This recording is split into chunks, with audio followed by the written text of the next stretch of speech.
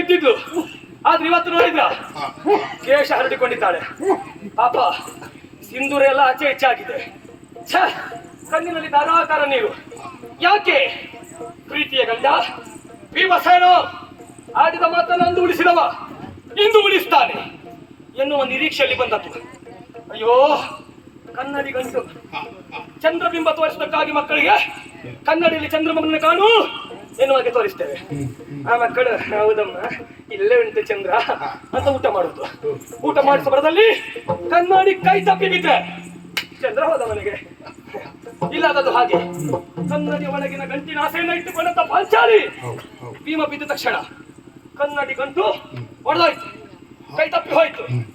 ಇನ್ನು ತಾಳುಗಳೆಂತು ಅದು ಸಮಸ್ಯೆ ಅದಲ್ಲ. 5 ಜನ ಗಂಡಂದಿರು ನೀವು ಸತ್ತ.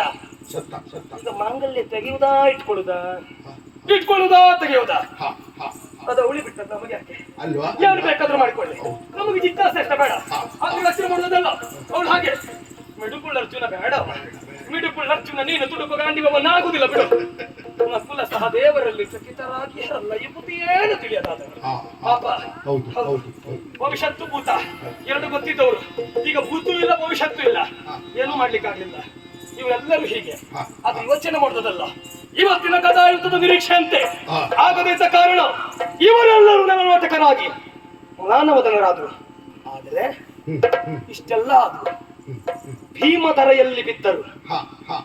ನಮ್ಮ ಪಕ್ಷದವರಿಗೆ ಏನೂ ಆಗ್ಲಿಲ್ಲ ಅಂತ ಓಲಿದ್ದು ಕೊರಿಯಣ್ಣ ಮುಗುಳು ನಗೆ. ಯಾಕೆ?